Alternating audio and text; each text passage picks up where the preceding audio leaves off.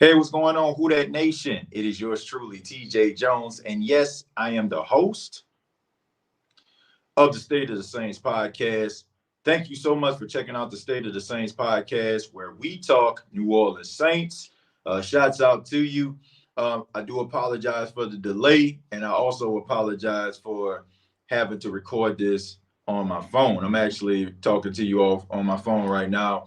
I'm at the radio station, but we end up changing around some computers here, so the settings are kind of off whack. So I wasn't able to go use the station's microphone and soundboard today. But hopefully everybody can hear me, and hopefully everybody's having a good day so far. Thursday night, we all know that the New Orleans Saints have a big time matchup versus the Jacksonville Jaguars. And we know, Who That Nation, that there's a lot on the line here. Thursday night game. We've all seen the injury report. There's a lot of guys that aren't going to be playing in this game. There's some guys that's going to be moving around to accommodate some positions that are a little bit behind. But, all in all, I think we're all on the same page when it comes to the New Orleans Saints. And this is basically kind of a do or die situation. I do feel as if when it comes to the New Orleans Saints, this game can honestly determine what type of season this can be for the New Orleans Saints. Because right now, the team is teetering a tad bit, right? A little bit of a mixed bag. Win one, lose one. You have members of the Who That Nation wondering to themselves, who's really in charge? Who's really calling the shots? Are these guys making the best decisions to help this team win? Or has complacency rearing his ugly head all around the facility? But all of that can change with a win. If you win the football game tonight versus the Jacksonville Jaguars, all of that goes away, and you still have everything in front of you. You're fortunate enough to be in a division where it's not a lot of really good teams. Like, nobody is really separating themselves. Everybody's pretty much on the same playing field. Everybody's kind of going through their own struggles. So you still have an opportunity to win this division, but it starts with winning these football games. And right now, you look at the Jacksonville Jaguars, they are a really good football team. I mean, I'm looking at the stats right now. I'm looking at what these guys are. They're a 4-2 football team. They're led by Trevor Lawrence, who has been dealing with a knee injury. There were some reports to say that he may not play, but all indications seem as if he's going to try to give it a shot. Trevor Lawrence has 1,439 yards. He has 7 touchdowns, only 3 interceptions, has a quarterback rating of 91.7. He averages about 239 yards per game. Look, Trevor Lawrence, when he first came into the league, a lot of people thought that this guy was looking a little bit like a bust. But we soon learned that it had a lot to do with the leadership during the time he was drafted. Urban Meyer was the head coach, and we all know that was a recipe for a disaster. But now you have Doug Peterson, a guy who I have nothing but respect for. And I felt, honestly, when the Saints were actually going through their coaching search, I felt Doug Peterson would have been a great fit. And as you can see, the guy knows what he's doing. The Jacksonville Jaguars won the AFC South last season, and they look like they're poised to win it again this season. But Trevor Lawrence will try to give it a go, in my opinion. I haven't heard any reports yet, but it just seems like he will play in a game like this.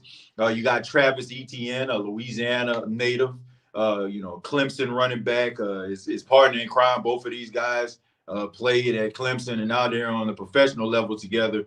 And Travis Etienne has been dominant. I don't know if people have been watching Jacksonville, but he's been doing a really good job. He's a guy who can catch the ball out of backfield, running between the tackles.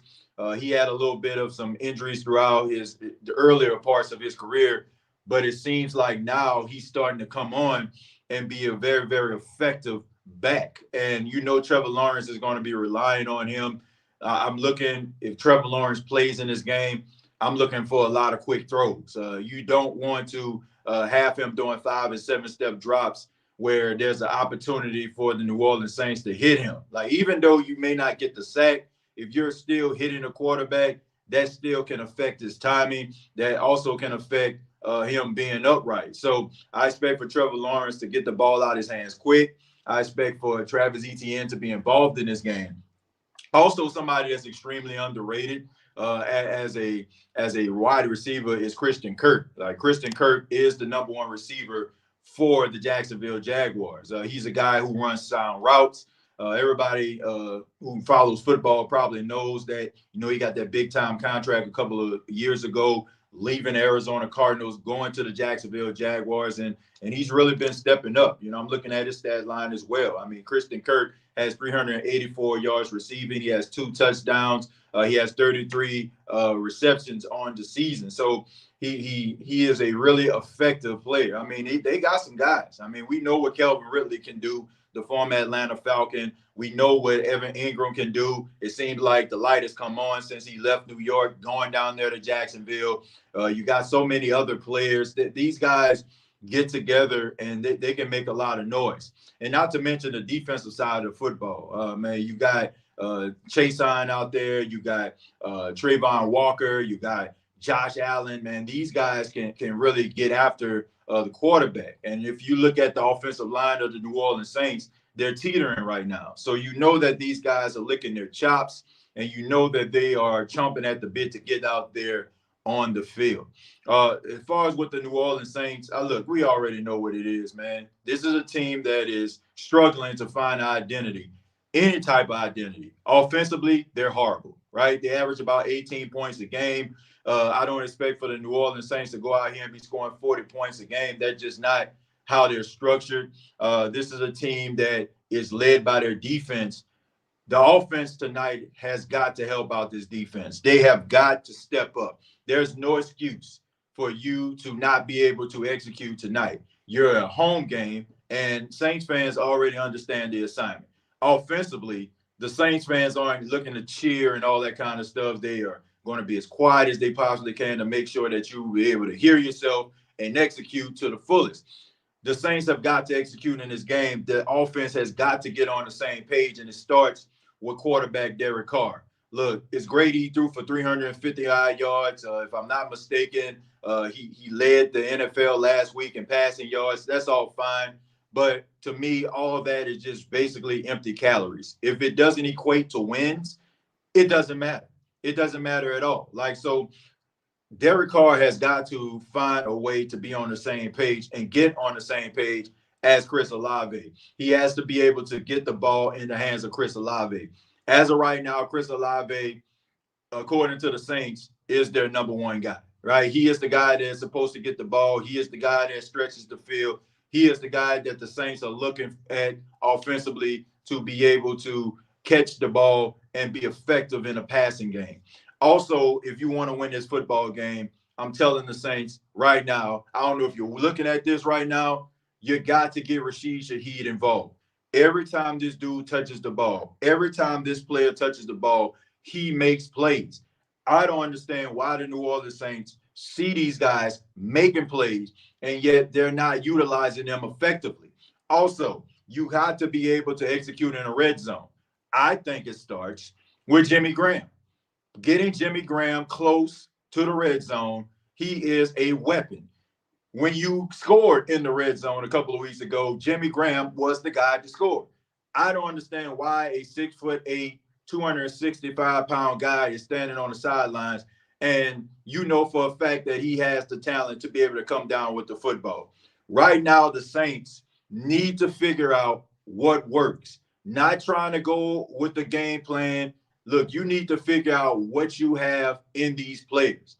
You have to make sure that the guys that can be most effective are on the field. Not so much about, oh, we're running a screen pass, so come on, Alvin. Oh, we're running a slant route, so come on, Mike. No. Get the guys involved. Get the playmakers involved. The guys that you know can make the plays, get these guys involved. And honestly, the things that have been working over the last couple of weeks, the film that you all been watching, how about utilizing it? How about looking at the fact that when you send Rashid Shaheed to execute a jet sweep, he gets positive yards more times than not? How about in the red zone, Jimmy Graham has been an effective force throughout his entire career? How about in wheel routes and angle routes and getting Alvin Kamara in space has been effective throughout his career? How about finding out it ain't about finding out. It's about knowing what you have in players. I feel like the New Orleans Saints try way too hard to try to make things work when obviously everything is right in front of your face. So please, pretty please, use the guys that are effective and you know for a fact what they can actually do, because you have to find any way to get out of this game with a victory. And we all know on Thursday nights is a short week, and that normally goes into the favor of the home team. So you got the Jacksonville Jaguars traveling, not to mention, they did 2 weeks in London. They got to be exhausted, dealing with the time change and all those things that they had to deal with. And now they're coming to New Orleans. You know that they're going to be a little bit sluggish. But the New Orleans Saints have to find ways to step it up. Now, I understand that there are some guys out there, some players that may not play. Demario Davis, you got Ryan Ramczyk still dealing with a concussion. You got so many different guys. James Hurst won't be playing in the game, but you do got some positive things going on. You got Jamal Williams, more than likely will be active for this game. He will be taking a part in it. It seems like now that you got your three-headed monster at the running back position, all three guys are able to play. You got Kendre Miller, you got AK, now you got Jamal Williams. How about using those guys? All right, you went out and you got Jamal Williams and from the Detroit Lions, running back that led the NFL in rushing touchdowns last season. How about using him?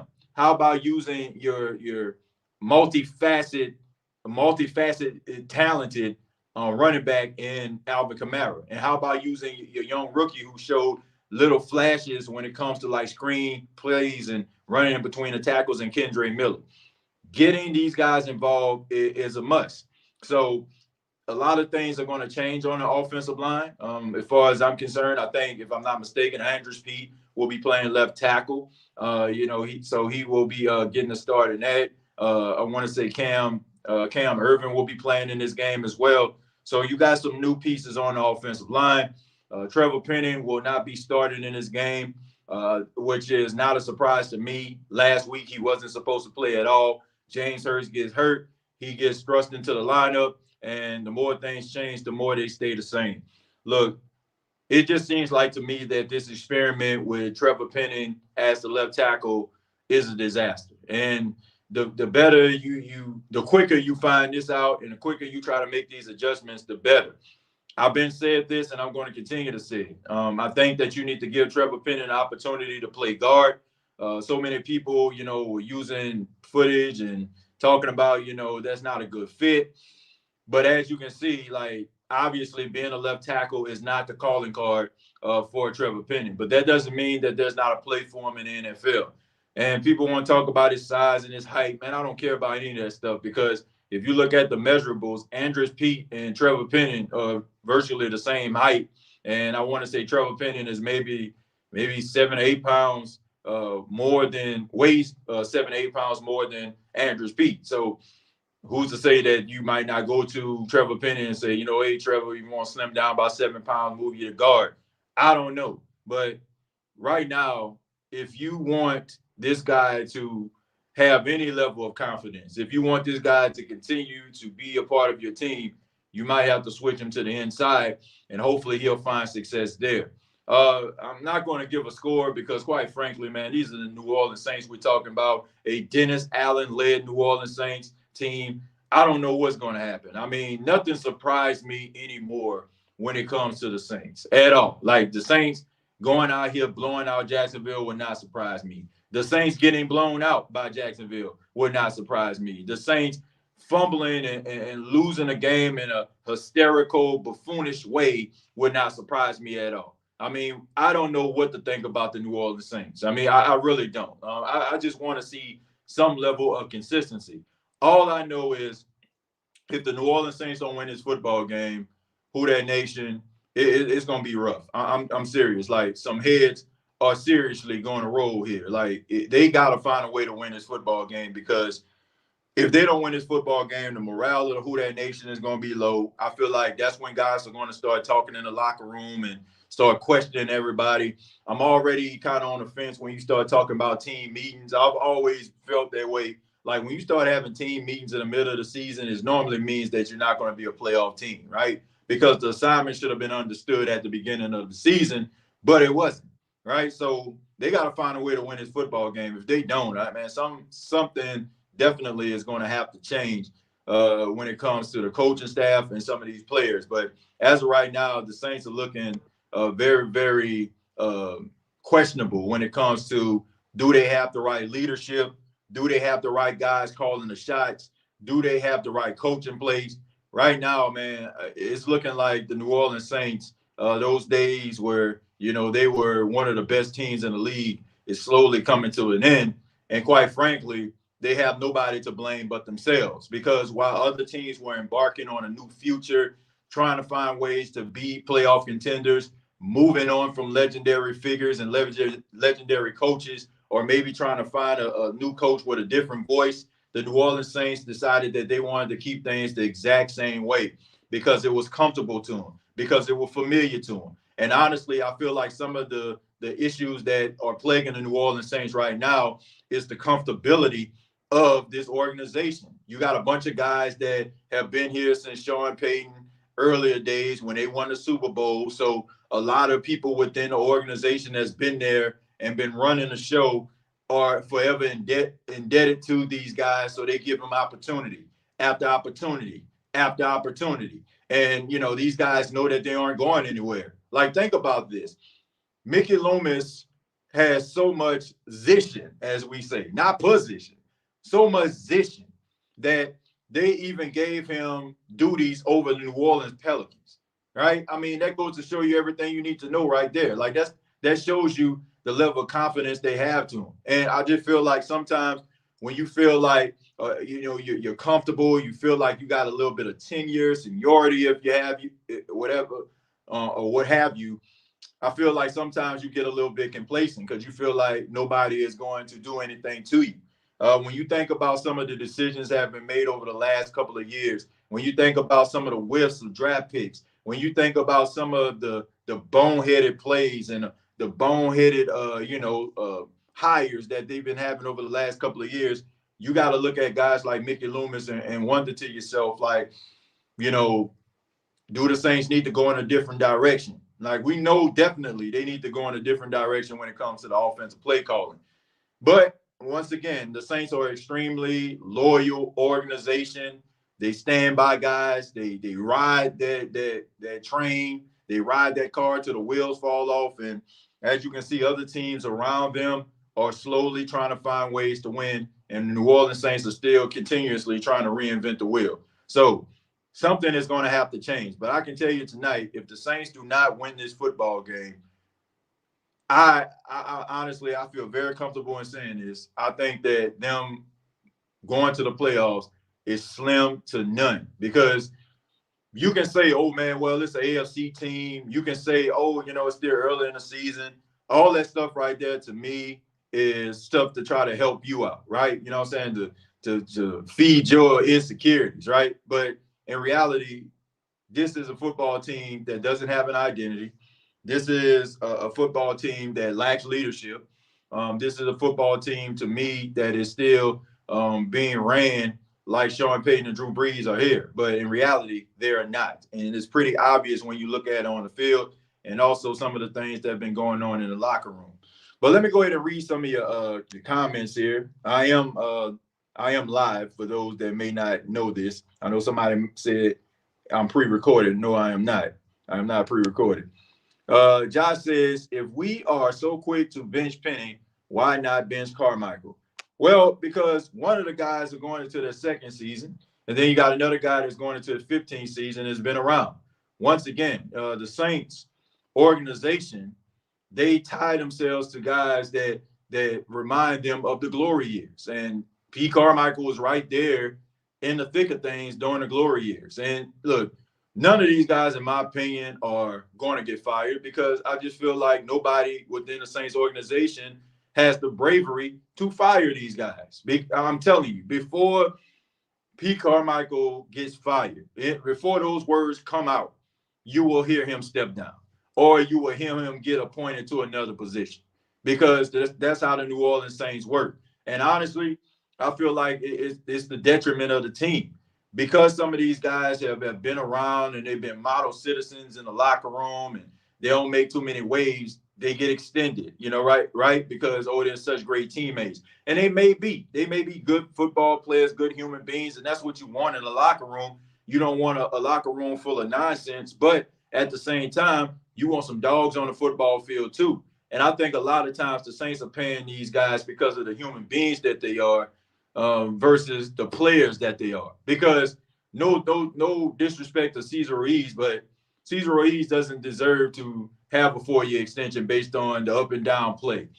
Some of these other guys that have got paid, Andrews Pete, due to the fact that all the injuries that he sustained throughout his entire career, more than likely he's going to miss about 7 or 8 games a season, but yet you still continuously extend the guy. Like, it just seems like the Saints just like the fact that these guys are nice guys and they pay them accordingly. But you cannot run your organization like that. That's how you run your organization to the ground, because now you have a bunch of guys out there that's not healthy, that's not consistent, and now they're on your payroll for the next 4 to 5 years, and it kind of handicaps you going out, getting a guy that can fill that position, that has that dog mentality, that has that hunger to be the absolute best. You got a lot of guys out there that's sleeping on 1,000 thread sheets, you know what I'm saying? Some 1,000 thread sheets and silk sheets and getting up with silk pajamas, and they feeling comfortable about themselves.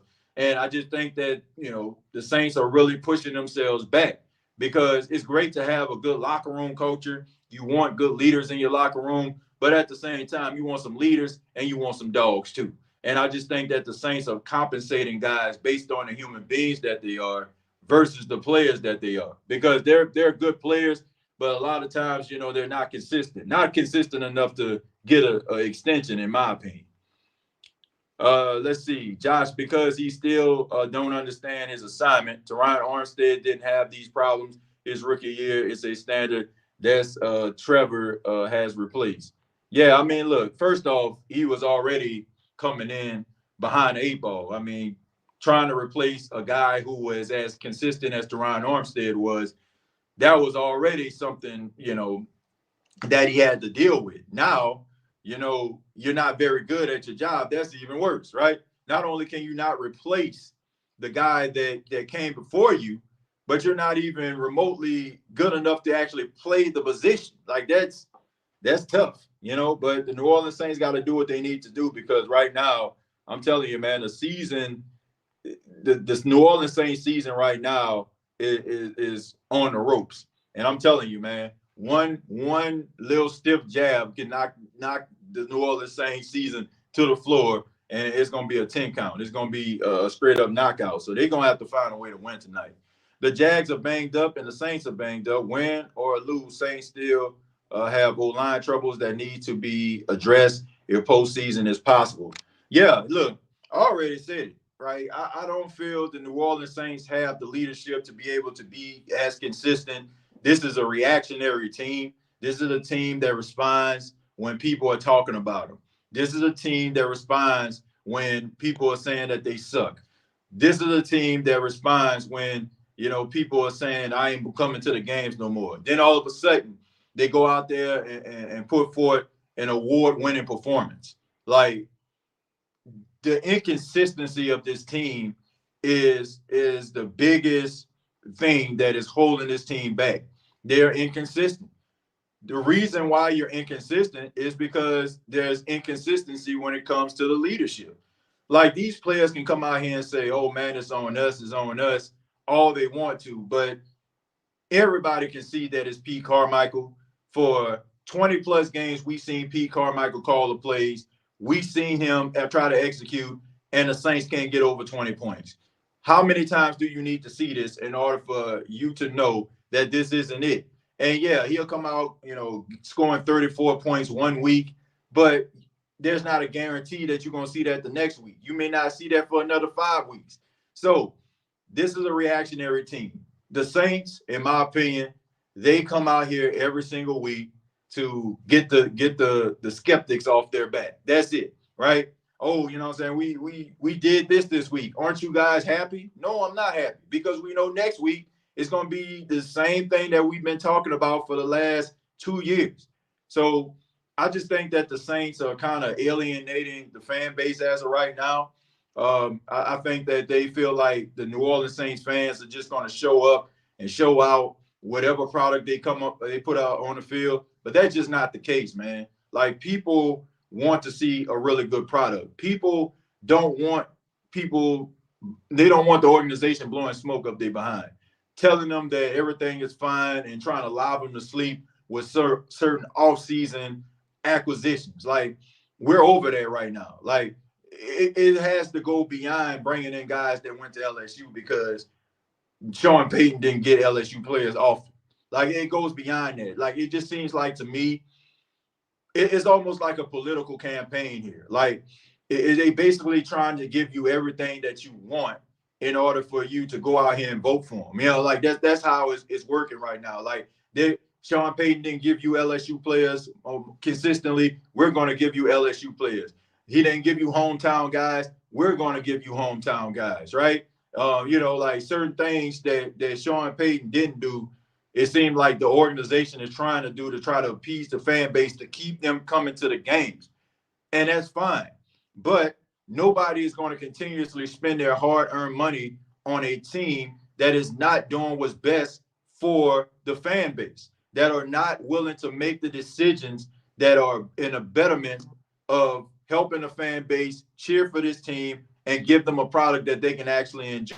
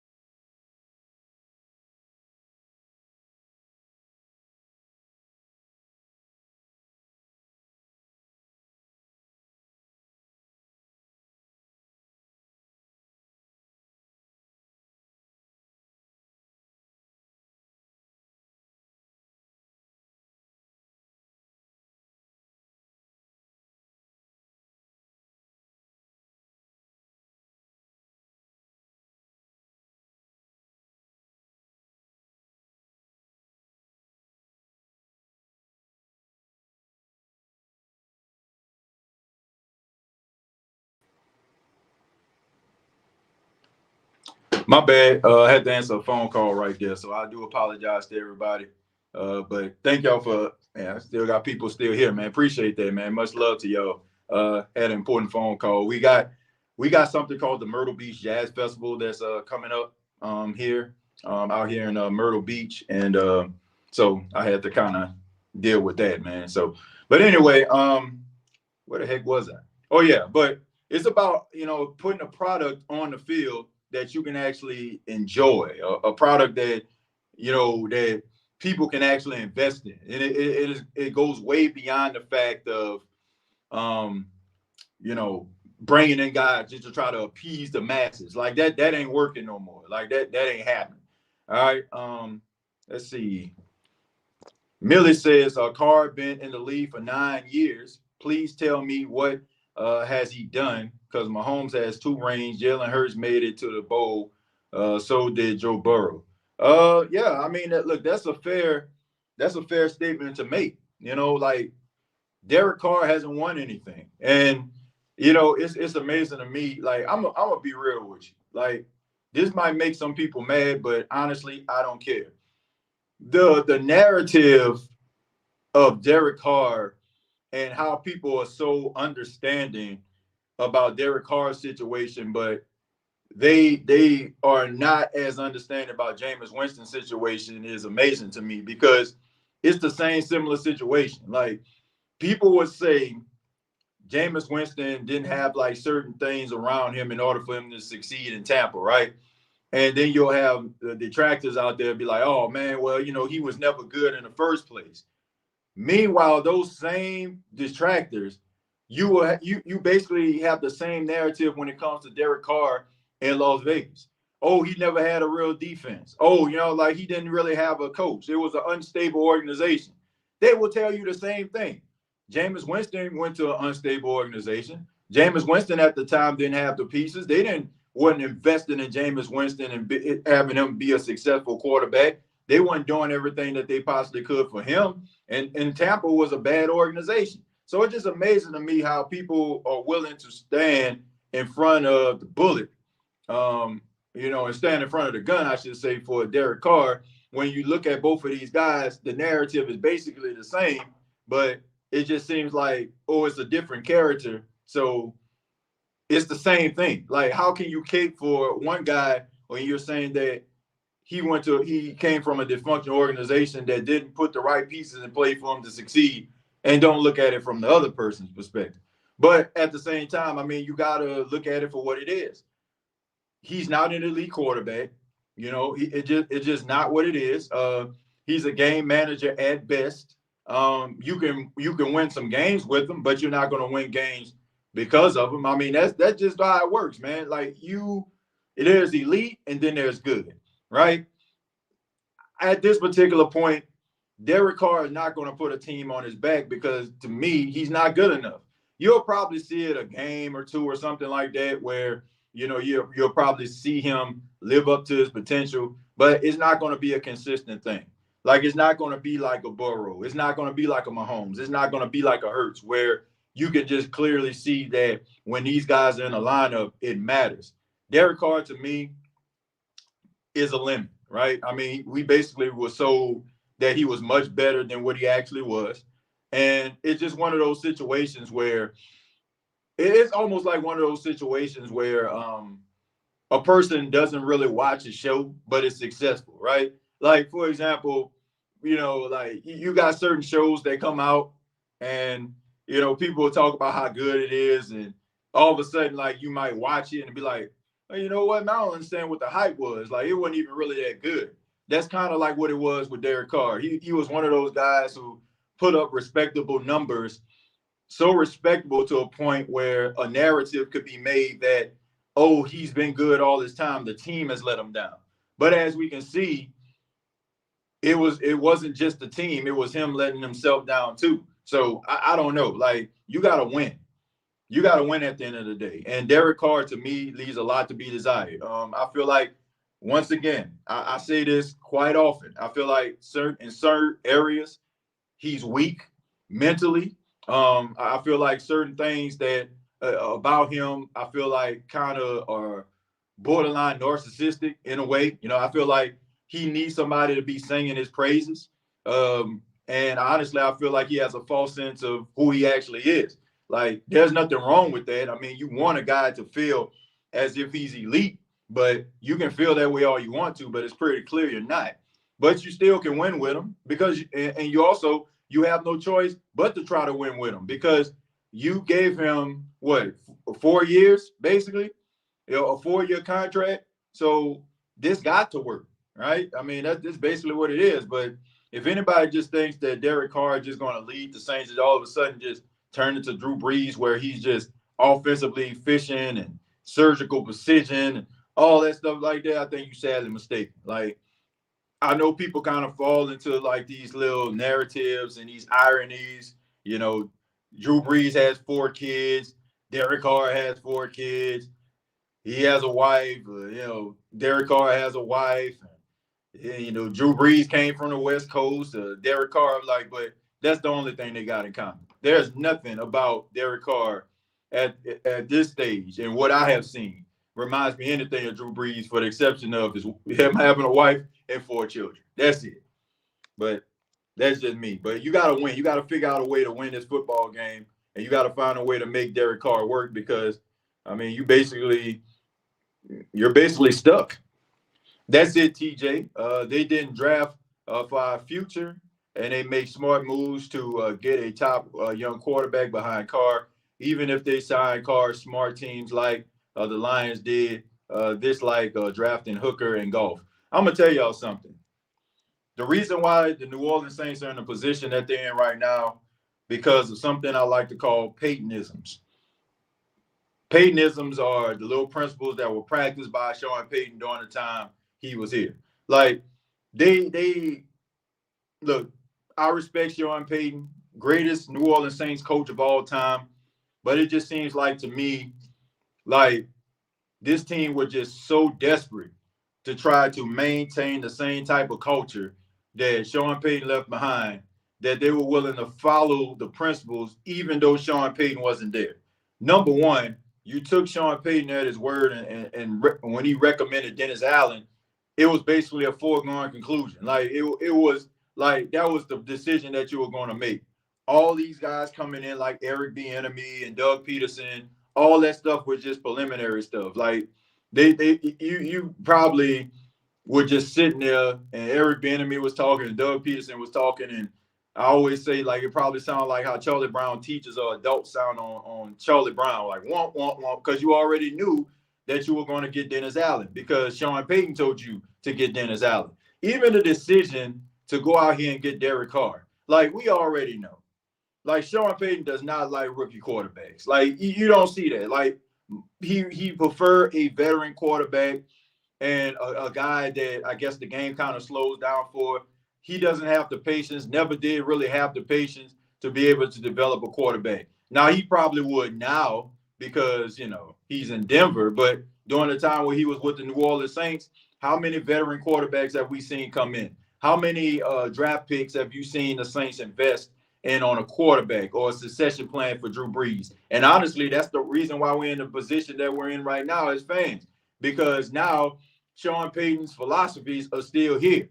Getting a veteran quarterback, right? Not willing to take a chance on a young quarterback that can possibly lead your team for the next 10 years. You're worrying about a guy leading your team for 1 or 2 years. Like, you look at the Philadelphia Eagles, right? I mean, you think about Jalen Carter. You think about Jordan Davis. You think about Nolan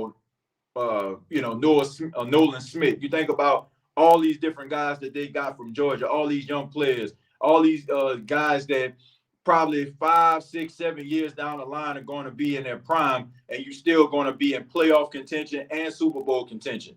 Meanwhile, the New Orleans Saints is trying to sweat to the oldies once again, coming back with those old familiar players because they're nice guys and they're locker room leaders, and that's cool, but you're not winning anything because you're not developing anybody, right? And these guys that you've drafted and these guys that have given you stability, they're slowly starting to, I won't say dwindle away, but they're slowly starting to lose a step or two. They're not as effective as they were, and you're leaning on guys that you hope, can work out in undrafted guys because you don't have the salary because you invested in these guys that are on borrowed time. So all of these Payton philosophies are putting the Saints in this position. Sean Payton's decision to tell Mickey Loomis, go and get Dennis Allen as your head coach, it'll be a good decision. Or go out here and get yourself a veteran quarterback when you had opportunity to get a young guy that you could have invested in. But the New Orleans Saints, they're not willing to do that. I think if the Saints went out here and let's just say, for example, they didn't want to go with Jameis Winston and they went out here and they drafted, let's just say, Hendon Hooker or something like that. And let's just say, Hendon Hooker isn't playing, but let's just say if Hendon Hooker was well enough to play and the Saints were 3-3 at this point, we wouldn't be tripping about it, right? We wouldn't be saying anything about it because Hendon Hooker is a young guy that still needs to have some games under his belt in order for us to really see what he has. And if he's 3-3, that's promise. But you have a 10-year quarterback, right, who has come from a West Coast offense, who not only have you invested your money in, but also your time. You even was willing to go out here and get John Gruden. You were willing to take the scrutiny to bring John Gruden into your facility in order for you to go out here and map out an offensive game plan that was suitable for Derek Carr. And yet you still can't get the job done. I feel like when you are a 10-year veteran, why are we making excuses for you? Why are we making excuses for a guy, that's been in the league for I don't know how long? Oh, he doesn't know the system. Well, I mean, come on, man, give me a freaking break. The quarterback that the Saints played on Sunday, C.J. Stroud, is a freaking rookie. And honestly, if you can look at that game, who would you think the rookie was? Who would you, honestly, looking at that game, who would you think the rookie was? If you didn't know anything about football, who would you think the rookie would be in that game? Because it did not look like C.J. Stroud. So I can't accept that, right? That is an excuse, right? You've been in the league long enough and you understand the offense that's being ran and you're not effective, right? And yeah, you throw for 350 yards, but that's empty calories. I've seen Dak Prescott throw for 400 and some odd yards and a loss to the Green Bay Packers. Or, that doesn't mean anything. That's the reason why we're in this situation right now. If anything, this situation should have taught you that stats don't always tell the entire story, which they do not. So you got to be able to win. And right now, I don't see Derek Carr winning any football games of any merit for the New Orleans Saints at this point. They'll probably win some games, alongside him or whatever, but you got to have some other pieces working too, because I feel like he can't carry the team consistently. And honestly, the money that he got paid, even though it's not compared to elite quarterbacks, it's still the type of money that you pay a guy that you can win because of. Let's see, quarterbacks like Carr and Jameis can't carry a team on their back, but they can manage a team if they are carried and put in the right position. I agree with that. But we all know that the Saints aren't putting these guys in the right position. It's that simple. We know that they're not putting these guys in the right position. So it's a waste of time. It's not going to happen that way, right? I mean, because the Saints are dysfunctional offensively, they're not going to find success. And no matter the quarterback that comes into the system, the way it's structured right now, they're not going to find success. It's just not going to happen, right? I mean, all these quarterbacks, it doesn't matter if it's Jameis Winston, doesn't matter if it's Derek Carr, doesn't matter who it is, they all look virtually the same. They are very minimal when it comes to offensive efficiency. The team isn't really blossoming because of their play. All of them just look pedestrian as I don't know what. So I don't know, how many times do you need to see that, right? It's almost like if you've been in 3 relationships and they don't work out, what's the common denominator there?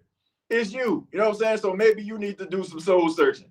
The Saints need to do some soul searching and figure out why every single quarterback, no matter who it is, no matter what talent they possess, why is it that they always seem to look the same exact way?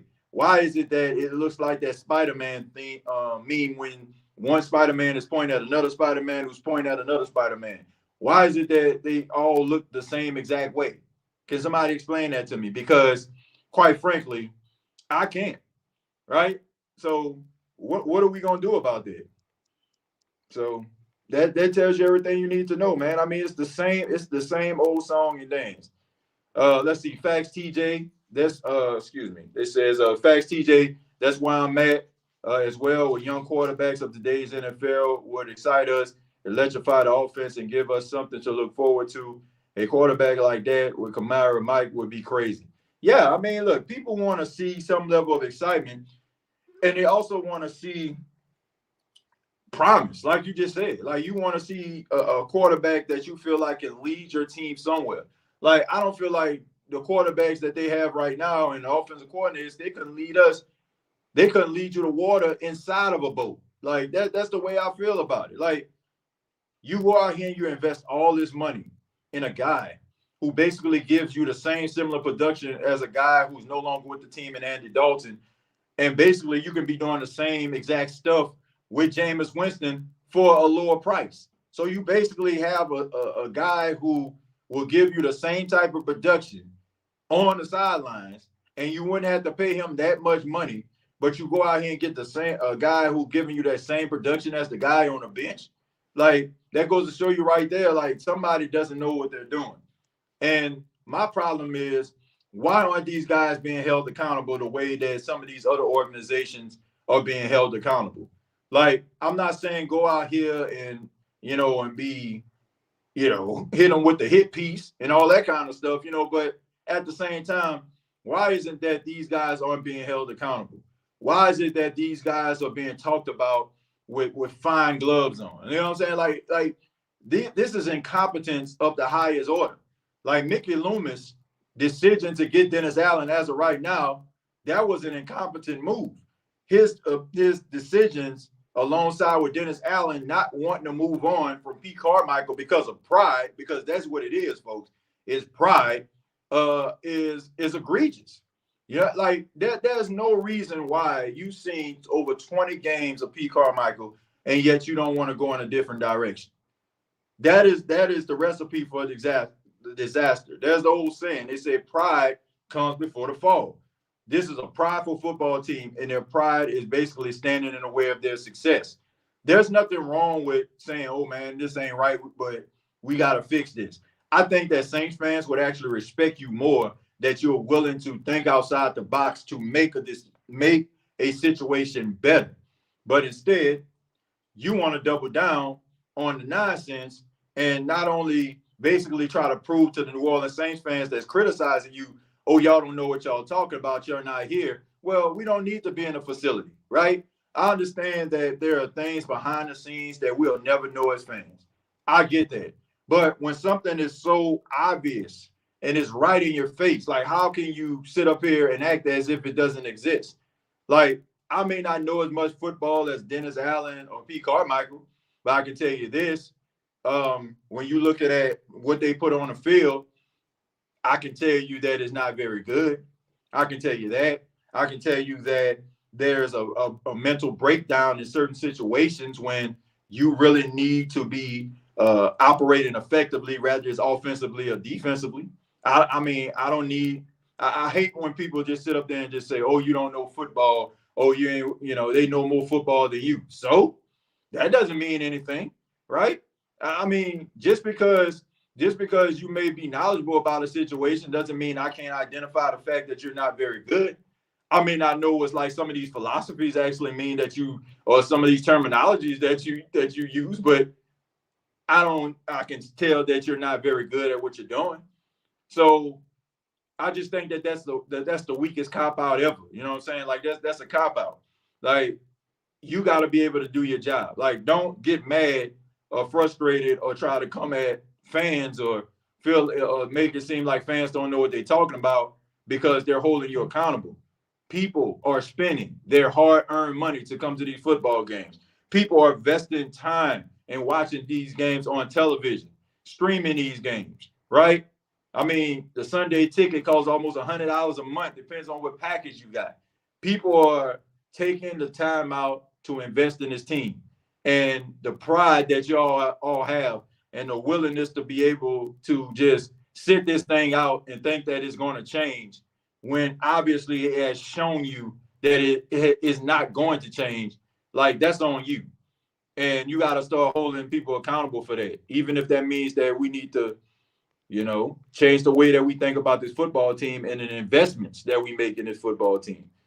Let's see. Front office don't care about winning. They care about bringing in buddies and friends for free checks.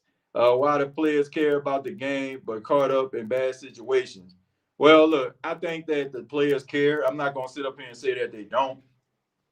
But at the same time, like, a lot of these guys are comfortable. I'm talking about from an organizational standpoint, like when it comes to like Loomis and Carmichael, in my opinion, I feel like they're comfortable.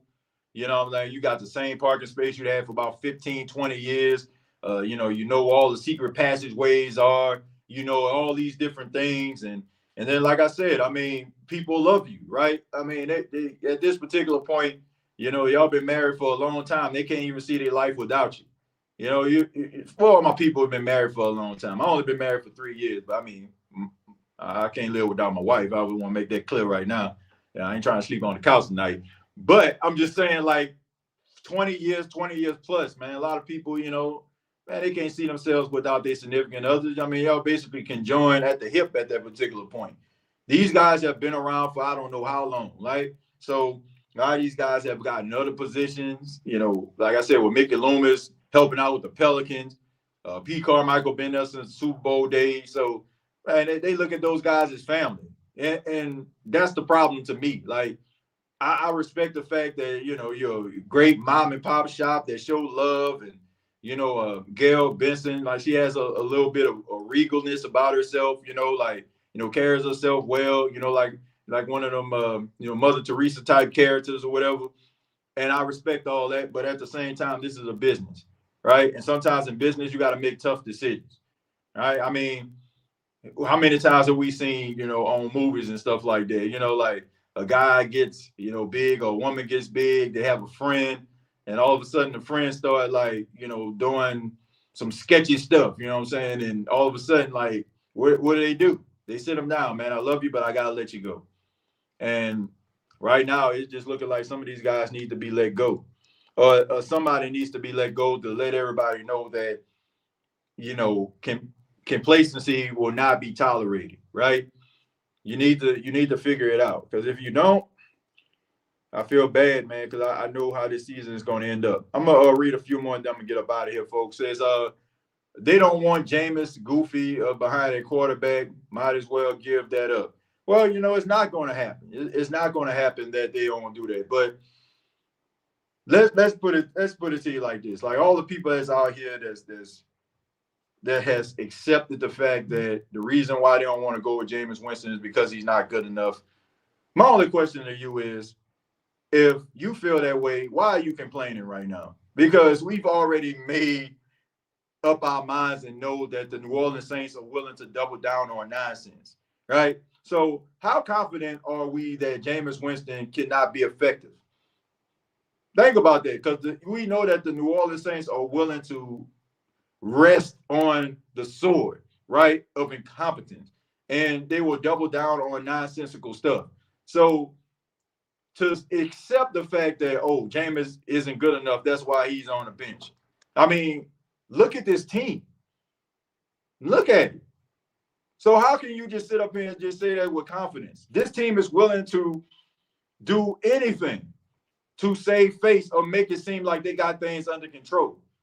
I used the example on HNSN on State of the Saints podcast this week. I said it's almost similar to watching, your house being on fire and you're turning the opposite direction away from the house. And somebody comes up to you and say, man, your house on fire. And be like, no, it's not. My house not on fire.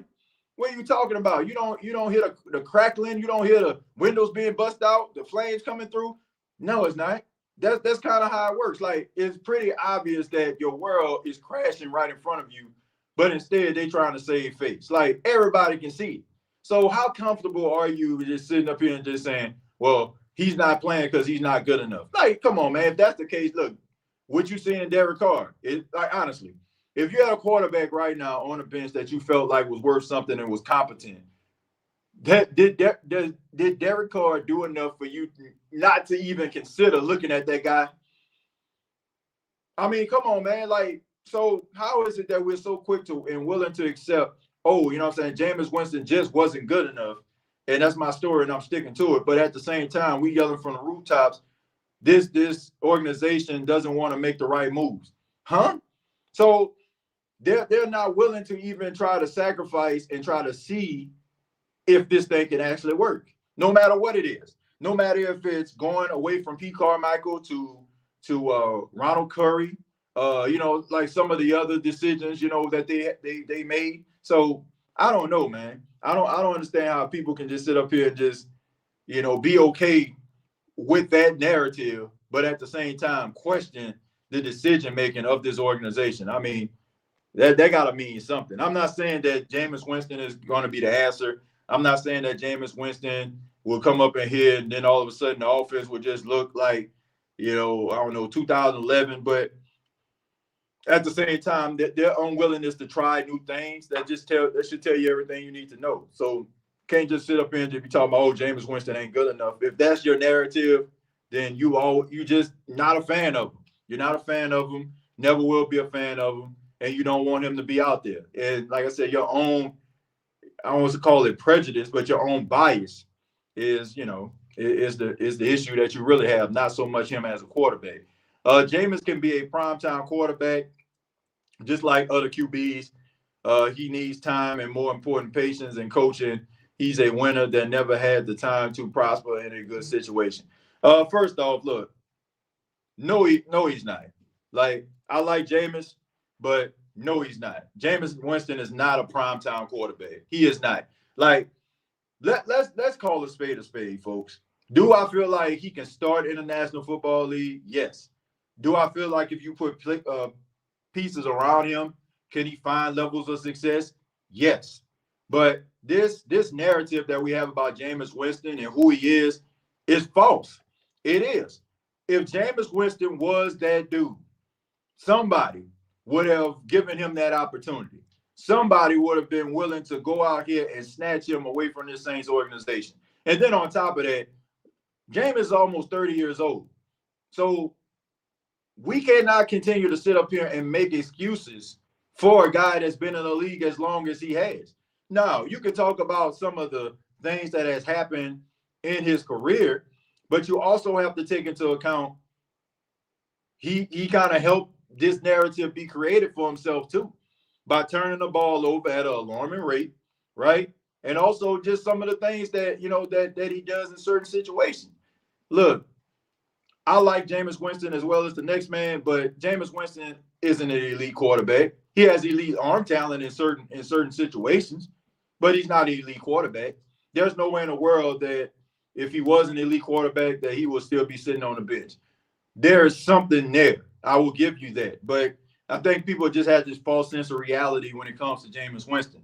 Goes back to separating the man from the player. The man we love because of his polarizing personality, his ability to be able to galvanize and be able to motivate his teammates. He's an ultimate guy no matter what the situation is. That's the person. The player, you gotta call it for what it is. It's a mixed bag. You can talk about the 14 touchdowns and 2 interceptions, but how many years did he play in the league before that actually happened? Like, I'm not saying that I'm not saying that there isn't anything there. I'm not saying that if he were to go to another team and the stars were aligned, he wouldn't be effective. But once again, he is not an elite quarterback.